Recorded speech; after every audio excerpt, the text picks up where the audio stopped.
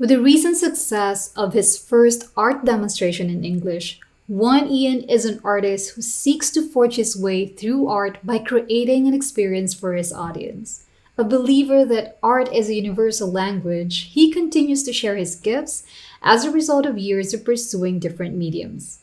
In this episode, we talked about learning the concept of art through courses and lessons from other artists, trusting the process to allow yourself to explore creativity, the bond between the artist and the observer as a dance, painting as a kind of self, presence, and identity, how light directs your composition and structure, and how to construct and deconstruct your drawing.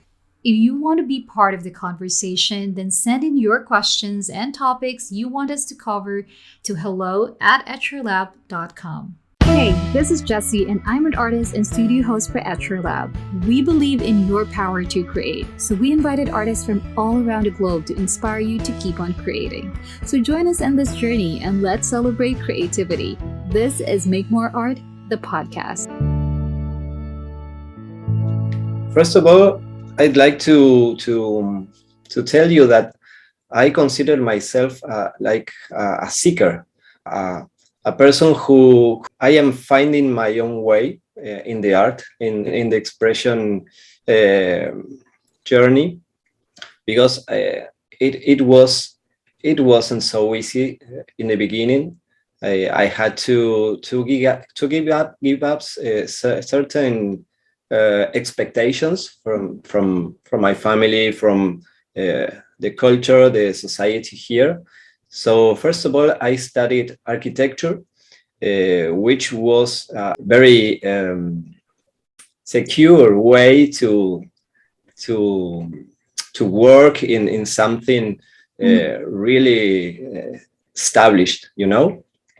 But as long as the years were going, I started to enjoy some special architects. No, not the classic ones, but Gaudí, Enric Mirages, and other ones who opened my mind to the organic shapes and the beauty of the drawing. Just for the sake to transmit ideas, not in relation with the construction, but in an artistic way. So this was my first approach to the art world. I think, of course, I draw as a kid, but I wasn't. Yeah. I was not the kid that stays all day drawing from the since I was a baby. No, that wasn't my case. And I want to tell you that because maybe there's another person seeing this, hearing me now, and feels the same way. Or remember the same experiences as a boy, as a kid. I didn't know that I wanted to do art when I was a child. Okay. I didn't know that. I was very imaginative. I am very creative and imaginative. But I expressed myself playing football and dancing and singing. I don't know, many things. So drawing was some of them, one of them. Just one of them. Okay. Yes, just one of them. Which made me very difficult the decision, because I wasn't so sure about this. So I quit architecture and starting to study graphic design, because it was obvious. It was a little more artistic, but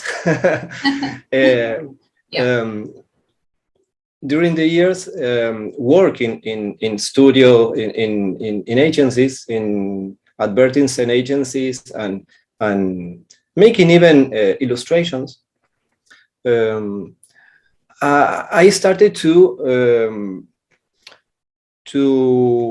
participate in certain events of drawing, live drawing, you know, anatomy study, or, because I thought I needed to express more freely my drawing. No, the architecture is great to teach you, but sometimes your drawing gets so rigid, and and yeah, you have to balance it.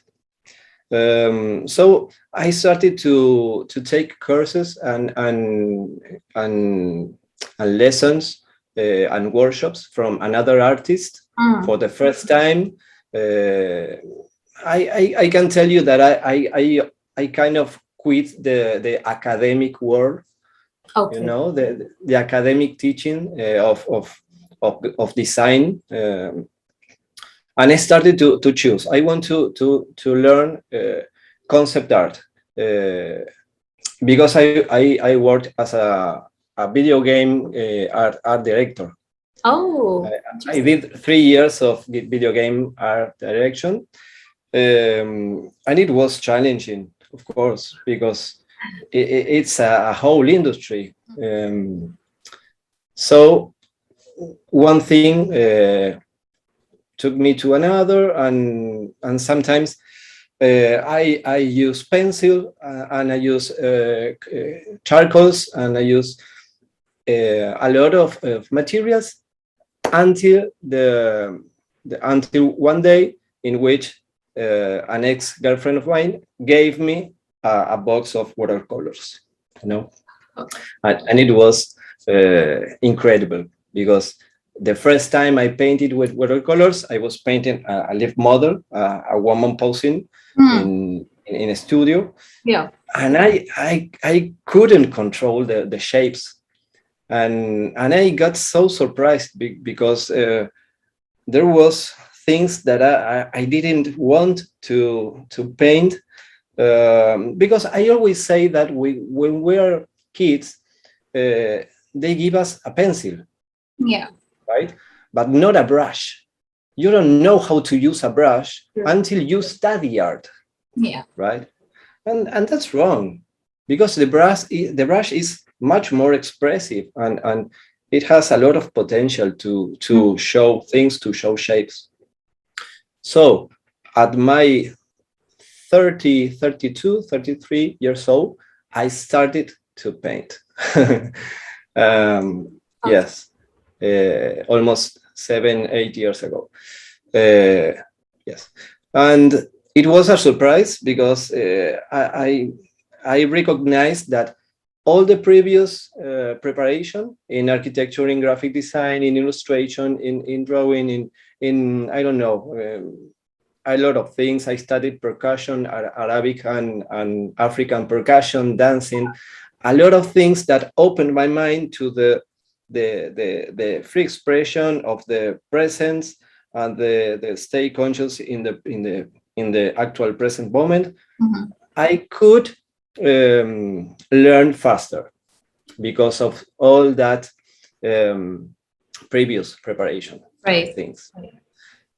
So that leads me to the first advice, maybe to beginners.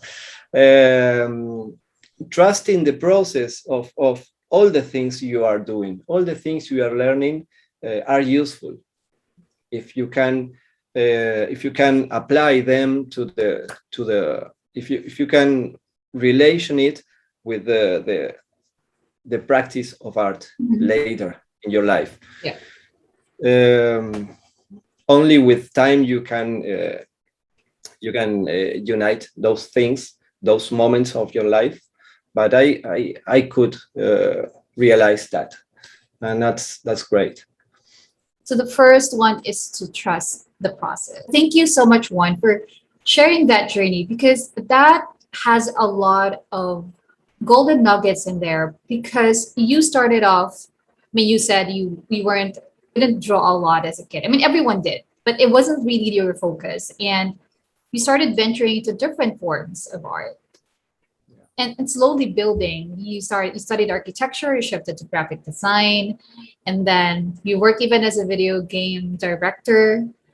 And then afterwards, someone gave you a watercolor set. That led you to explore a different type, an entirely different type of medium. And then now you're doing it and you're teaching watercolor, sketching in watercolor. It's just amazing, especially the part that you mentioned of exposing yourself to different types of medium and embarking into a different path and journey, but all the same at the end of it, it all came full circle and realizing that everything that you experienced prior led to this and prepared. Also heard something that you mentioned during your live demo, and this particular line that says you can communicate a lot of things without having to draw them all. Can you expand a little more about that in your style of painting? Okay. First of all, you have to realize that there's a bond between the artist and the observer of the artwork. There's a dancing. There's some communication for even it's fantastic because it transcends the time, because you can grab a piece of art done last year, last week, yesterday, and the message is still here. So first of all, this is an important statement, and the amount of things that you can do, that you can put there, cannot be everything. Because if I tell you everything, I cannot give you space to complete with your own experience and your own present, right? You are looking at a painting right now, and you are being Jesse right now, and it's important that you can include the actual Jesse, the present Jesse right now while you are looking the painting. And if I paint absolutely everything that I see, that I want to tell you, I cut that experience from you, you know? That's really... So it's important to be synthetic, to suggest. That's really excellent one. That's a really good point. And I love the part when you said that you would want to leave space for your audience to imagine and to incorporate themselves so that it's going to be an immersive experience for them when they look at your painting. And you also mentioned about it transcends time, because you're absolutely right. It's a painting that was done, could be 2 years ago, but the story, it's still there. What was captured was still there. I would like also to touch on the point, and I will let you expound more on this, about the story that you are trying to convey through that painting that you created. And you mentioned this as well during your live demo, that you have to choose what to tell to the people that are seeing your artwork. Can you share a little bit more about that? It's important to tell a story. It's important to select a special focal point, a special path through the artwork, the piece, because people need to receive some, that you propose something in particular. That's it. Identity. You have a piece you have a painting, and that painting have to be some kind of self, some kind of being, some kind of creation. Creation has identity. Right. If you're lucky, that identity reflects the artist. If you're not, if you were putting more mind than heart, that identity reflects the reference, for example, or the photo you took. But it doesn't matter. You have to transmit some important, some identity, some graphic identity, and that has to do a lot with coherence of the elements, the pictorial elements that you consciously choose to put in your painting. The tonal focus, the shapes, the borders, the colors, the composition, the amount of errors that you can allow yourself to commit. That is part of the identity of the work too. So that's why we studied technique, because when we study technique, then you can equalize. It's okay. You can equalize those elements, more of that, less of it, Yeah. and the result is a special recipe, like cooking. There are cookers that there are people who cook in a special way, and that's part of that's part. It's art too.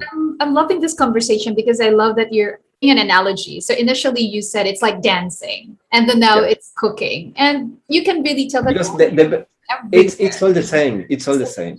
Right. When you do a lot of things, you finally start to understand that you can do anything, and the laws are just the same. Yeah. What I'd like to ask you, and thank you for sharing that. That was very profound. How do you approach a painting when you're about to start painting? What is your approach? I know we talked about your personal approach, that it's very intuitive. Okay. But can you take us through your process? When I start to paint a watercolor painting, first of all, I look at the light. I study all the light composition, the light, all the scene, because the light will bring me a lot of structure. Yes. The light will bring me information about the dry paper and the wet paper. The light will bring me information about the volume and the flat shapes. The light will bring me information about the atmospheric view, the depth of the composition also. So the light is it's key. It's very important, and of course, drawing is very very useful if you are a good drawer. You can establish the position and the proportion of the things you have to paint, and it's very nice. And also when I draw, I start to paint in my head, because when I draw, I figure out things that later on I will pass again then with my brush. So I start to imagine, here I'm drawing a tree, but it will be a dark one, and the next one it will be lighter because I have a dark house behind. So black, white, black, white, black, white, blah, blah, blah. And I start to draw and imagine the strategy. Okay. And in watercolor, strategy, is super important. But I just want to establish this. It's very important to know how to construct your painting, your drawing, and your painting. But then you have to. It's nice to know how to distract when you have constructed. That's very interesting. Okay. Yeah, because I am, yes, you say something and then you wash it, and some things still there, and others have merged, for example, with water. Right. And then you have to build again upon all that chaos. So it's order, chaos, order, chaos, order, chaos. The beauty of watercolor. Yeah. Yeah. And in some point you stop, for example, or the paper tells you, okay, stop. but it's not linear, It's not linear. It's come and go. In your live demo, you also talked about having this emotional connection to your painting, being intuitive with your brushstrokes, and that when you paint the same scene, it will come out very differently because you are in a different moment. So can you share a little bit more about that one? It's all about being true to yourself, being you, trying to be in you. Because I can, for example, before talking to you, I was trying to imagine how this would be, but now I tell the things I feel now, and it's the more honest way to express when I am now. When I paint, I try to inhabit the same state. It's a state. You don't do anything. For example, you don't do anything. You're not painting. Imagine that you are painting, but you are not painting. You are being who see how you are painting. Okay, so like visual. You are a witness of yourself painting. So it's very liberating. Yeah, it's a way to just enjoy the process. That's why you have to trust it. Trust and then enjoy. Yeah. Good points. One. Yeah. You also talked about art being a universal language. I think I've seen that in one of your posts. And when you did the live demo, you said that it's your first time sharing it in English. And that was really amazing. When I was watching the live demo, I was like, this artist has a lot to give to the world. And hearing you now talk about your process, the intuitive way of doing it, your personal approach, and how you incorporate everything, your experiences, and how you think about your audience every time that you paint, it's just, for me, very authentic and sincere gesture as an artist. So can you share a little bit more about that line that you posted about art being universal language? First of all, I am so grateful for all the people who gave me and gave you HR2 so much love. I think it's difficult, but it's simple. I think it's difficult to connect because we are living in a very difficult era, difficult moment. We are struggling with connection, with intimate connection between each other. And that's why I tried so hard to transcend the screen and to show myself as a person with my mistakes and my errors and my doubts and my fears. And I think that when I show myself that the way that I am, the person who listens to me start to allow herself or himself to be there in the present with their own fears, their own doubt, and just to be kind with ourselves. I think we all need to connect more and to transmit all our layers. That's really good one. And I think you also mentioned for the mini workshop, it's all about conceiving the depth of the painting. Like what you hear so far? Make More Art, the podcast, is made possible by listeners like you. From Henry Ked of Netherlands, he said, very nice to listen to during little tasks. Short enough to not have to wait until I have time, but packed with thoughts to think about and to get inspired. Make sure you never miss an episode by clicking the subscribe button now. Thank you for your support. Now back to the show. Right. And the important message about all this is that you have to see the fear, you have to acknowledge your insecurity, but it cannot have you. You have insecurity, but it cannot have you and freeze you from making art. That's really good.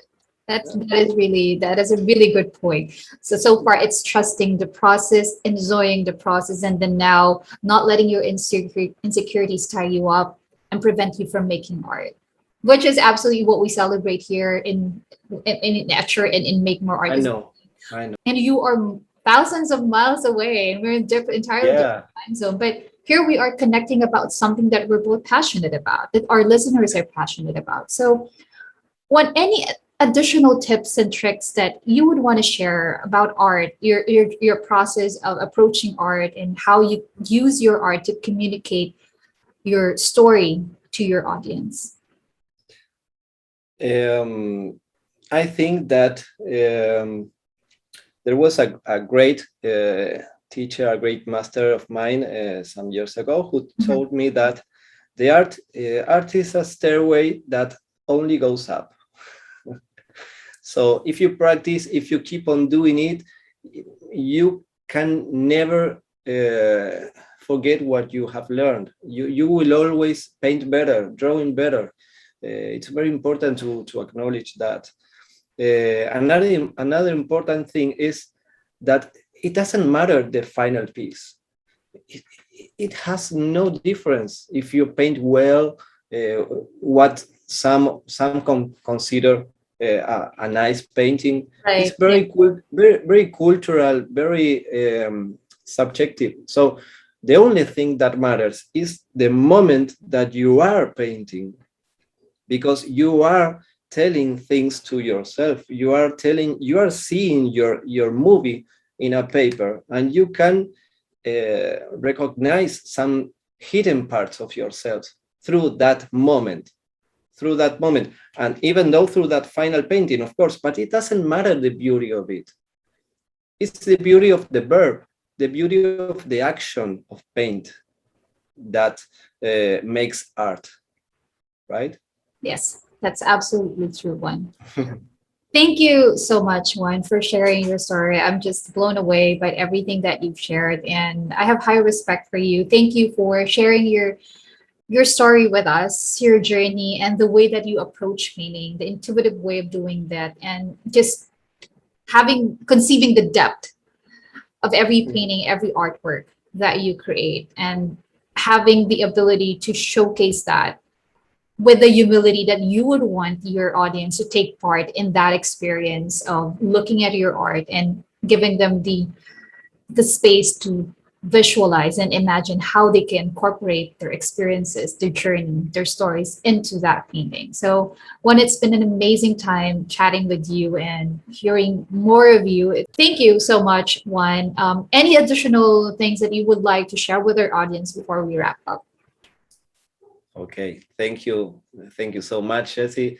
It's a dream come true to me, really, to have the opportunity to tell my story, to show what I feel, what I think, and what I am living, because this is living. We are on a path, on an art path. So it doesn't end now, and we are all in the same boat, going to the same place. It's very important to know that we are not alone as artists.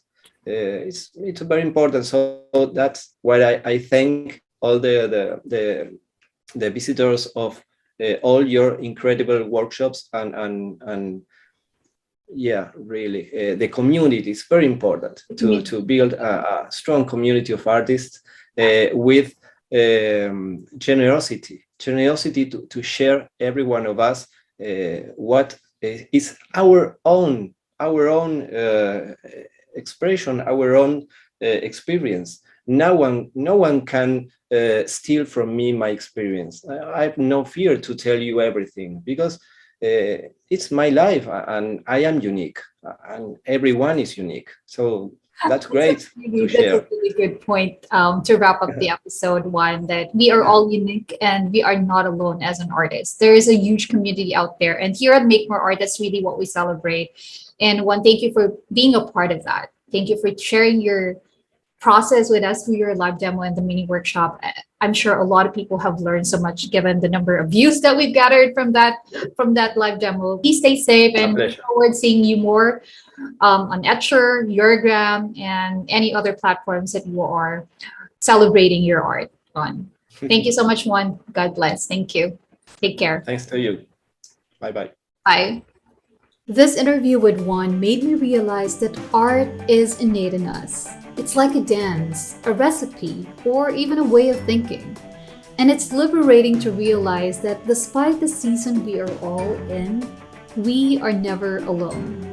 And art has a way of leading us to find refuge, connection, and discover hidden parts of who we are.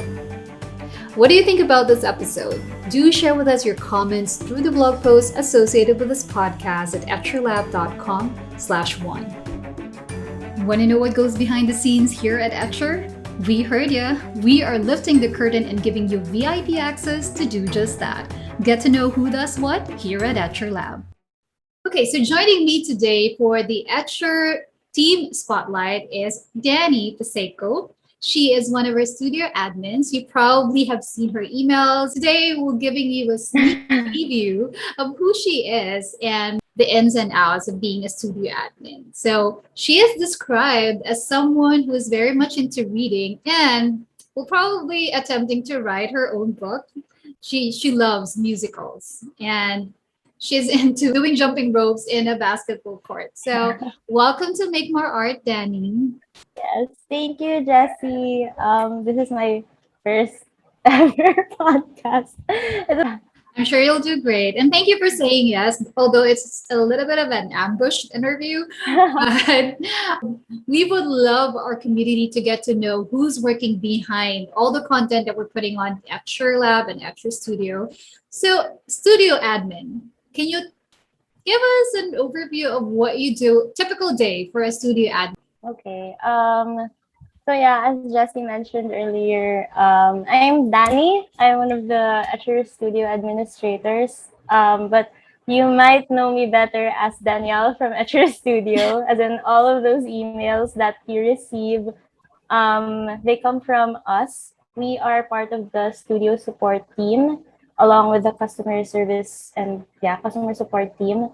What we mainly do is, aside from those reminder emails that you get before your mini workshop or your master classes, we also make those PDFs that you receive once you sign up for the mini workshop and the master class. And then on top of that, we also maintain the Etcher Studio website. So all of the products that you see there, the descriptions, the schedules, everything that you see there, that's what we make. And then on top of all that, we look for artists almost on a daily basis. We screen them with a set criteria. We look for the artists that our community what we believe the community is looking for in our artists, the content, the mediums, the subjects that you guys want to paint. And then we also coordinate with them every single day, sometimes even during weekends, because of course you can't really control our artists' schedules, just to make sure that everything is smooth and everything is properly it properly arrives to you, our customers, in a very nice online digital package. So yeah, that's Online the gist. digital package. Thanks, Danny, because you're absolutely right. So all the PDFs that our customers, our community have been getting, they're all prepared by you and the team within the Yep. studio admin. So would you say what would be the best trait to have if you want to be a studio admin? Yeah, that actually number one is really making sure that everything is organized, everything is I guess everything is in its proper allocation. Like maybe if I visualize it, like everything is in a box, Okay. like one box per artist. So artist A needs this, needs that. They do watercolor, florals, and then another box, artist B does gouache landscape. So Okay. um for me personally, what I do is that I have this separate separate application that I use. It's called Notion, and like for every artist, instead of the box, they have like one note, like a single note, and then all of the information of each artist is in that note. So another thing, I guess, is to time management. Yeah, aside from being organized, like really time management, because everything needs to be done on time. Since of course our mini workshops, our live demos, our master classes, we have set schedules. Yeah, those are the two main things that I believe a studio admin needs to have. Pretty How is it easy. so far It's working in the fun. studio admin team? Yeah. Actually, it's, I guess, the number one thing that I guess is also my favorite thing about Etcher is the team culture. Like for the like this is the first time I've experienced a completely remote team. So of course it has its pros and its cons, but one of the things that I like the most about it is that like everyone is super open and welcoming, especially even our co-founders, like the people on top. So for me, I'm one of those people who work every day, or the everyday workers. But even for those people in the top, our co-founders, our managers, our directors, they really take the time to listen to our feedback to make sure the whole company is like improves or does its job, and of course to make sure that everything really is for our customers and for our artists. That is so true. And that's really is the brand persona of Etcher, is to inspire people to make more art, which is sort of a spotlight of our podcast. Thank you so much, Danny, for sharing. That's really an in-depth background of what you do. And thank you for preparing everything that we need as studio host. And it's been fun chatting with you. All the best to your upcoming book. We'll look forward to that. Thank you so much, Danny. Take care. Stay safe. Thank you. We would love to hear your thoughts, so please drop us a 5-star review on the Apple Podcast, or you can find us on YouTube at Etcher Studio. And hitting the subscribe button is greatly appreciated. Thank you so much for tuning in, and we'll catch you again next time. Until then, let's make more art.